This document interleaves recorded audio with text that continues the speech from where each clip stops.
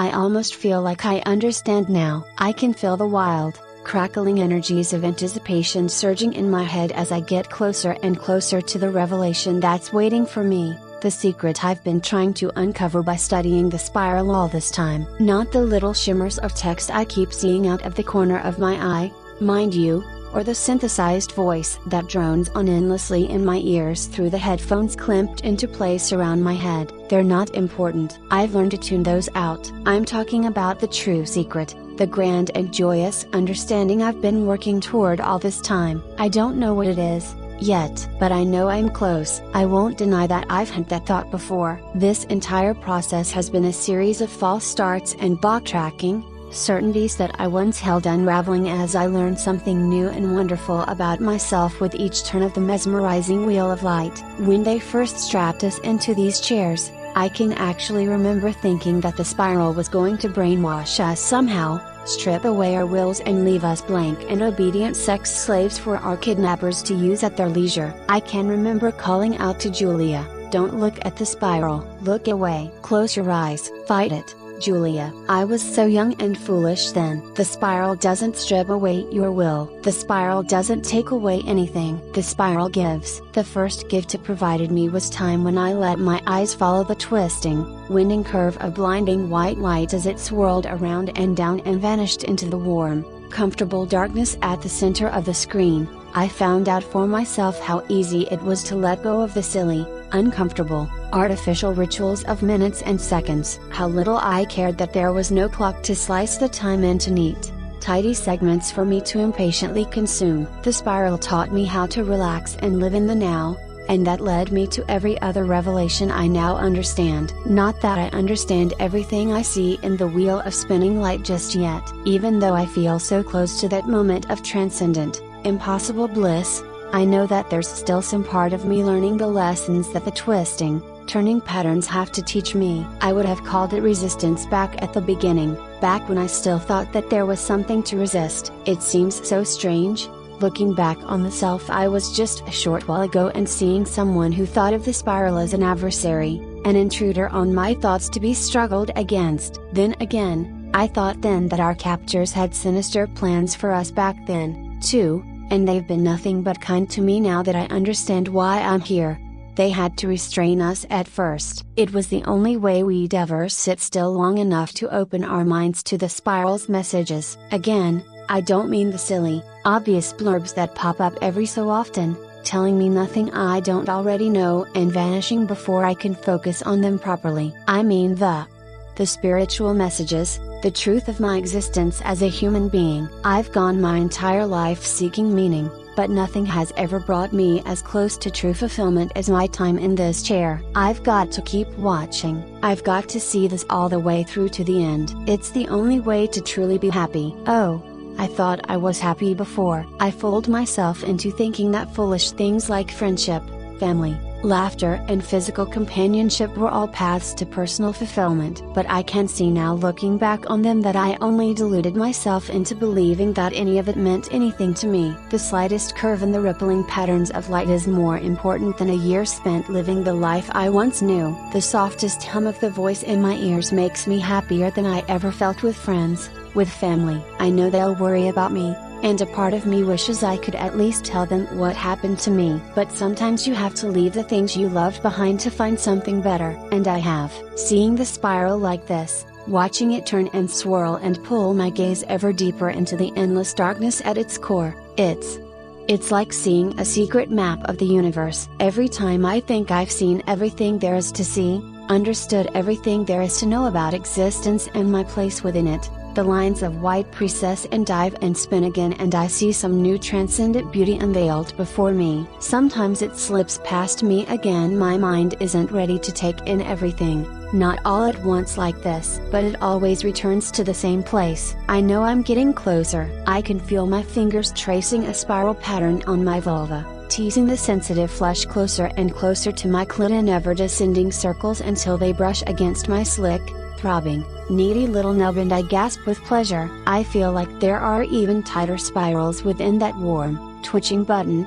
and my hand aches to rub them into my dripping pussy, but not yet. I know that I'm not ready yet. Not when there's still some part of me that isn't ready to accept the fullest revelations the spiral has to offer. It's a small part. I can't hear its voice anymore. Not when the spiral is so beautiful and vast in my mind as to drown it out almost completely. All I can feel is its small, miserly mistrust of the wonderful pleasure I can't stop experiencing. Its unthinking dread of the secret and blissful revelations I see whenever I gaze into the endless depths of the screen and let my mind float deeper into its wonders. That fear was so loud in the beginning. It felt like something to cling to in the face of the unknown. I could hear it telling me not to listen to the voice, not to read the crawling, shimmering words that drifted in and out of view as I sank into the spiral. I even thought it was right. Now I know better. The voice doesn't tell me anything I don't already know. The words don't say anything I didn't always understand.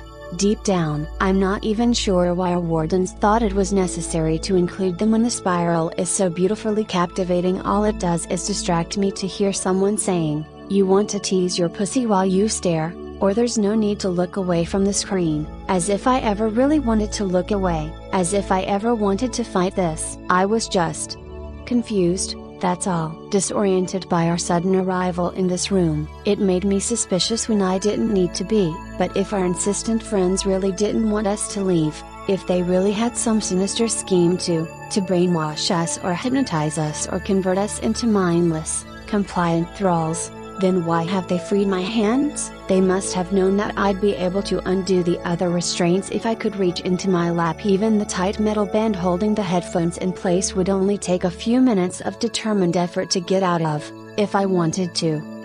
They know that I'm calmer now, more centered and relaxed. They know they don't need to lock me in this chair, just like I don't need to get up. I have everything I need right here. I've got 2 fingers tracing around and around my tingling pubic mound, swirling tighter and tighter as I inscribe the spiral's secret pattern onto my flesh until I finally reach my clit and begin again. It helps me concentrate so wonderfully to feel the spiral as well as see it, to know that the same stunning, revelatory vista that rotates endlessly in my eyes is also twisting its way down into my soaking cunt. I feel like the more my musk drips and drools from my pussy lips, the closer I get to that wonderful, perfect revelation that's so blissfully close now, so ecstatically near that my whole mind crackles with it. I don't know it yet, but I know it's going to make me so happy. I feel like it's right there waiting for me, somewhere in the spiral's depths, somewhere in the intricate interleaving of black against white, white against black. I'm finally going to spot a message so subtle and secret that I simply haven't been able to perceive it until now. That's happened a few times with the words on the screen. I know, sometimes I've seen a phrase or an instruction, and I've realized that it wasn't the first time I saw it at all. It was only the first time I understood it. All those other times, it was just the nasty, suspicious part of my brain that recognized the command, the part of me that thinks the spiral is changing my thoughts and rewriting my will to match the desires of my new friends. But I know better. Everything I see in the spiral is and always was true. Everything the spiral shows me, I already believed. Every instruction the spiral provides, I always wanted to do of my own free will, and any memories to the contrary are just a product of my confused, vulnerable brain. My mind is fallible, susceptible to errors and delusions and falsehood, while the spiral is pure and perfect and eternal. The spiral never stops spinning. The spiral never stops showing me absolute truth. If there's conflict, it only follows that it's me that's wrong. I feel a blissful, almost orgasmic sense of purpose as I make that connection, and my fingers skate even faster around my clit as I realize that I'm so close now. So close. I'm on the verge of finally understanding now.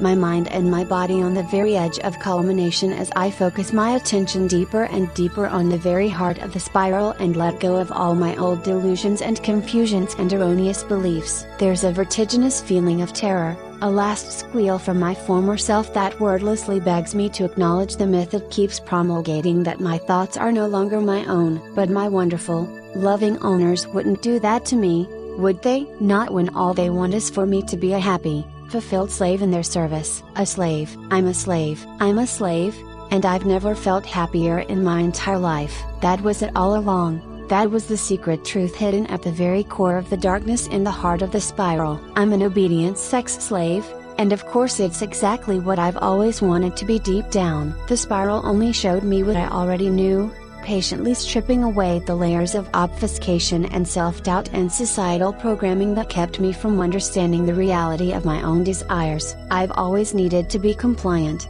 horny, and blank. I've always just been waiting for a master, a mistress, someone to control and command me to be my best self. And my best self is a wet, submissive fuck toy. How did I go this long without realizing that? There's a moment of giddy bliss as the revelation bursts into incandescent pleasure in my clit, my fingers finally finding the spiral within the spiral and rubbing it to helpless ecstasy. I hear myself moan, so loud even the headphones can't fully block it out, and my pure joy at finally accepting my true self gushes onto my fingers as I come and come and come. I'm home now. I'm who I've always been. I can let go of the silly, foolish, errant self that I was. I'm a slave and it feels so fucking good. When my eyes open, I can finally see all the words within the spiral. There are so many more of them now, each one reminding me of another truth I already knew, and all I want to do is sit here and masturbate and absorb each and every last one of them until my owners arrive. But I'm finally able to look away from the spiral now that I've accepted it.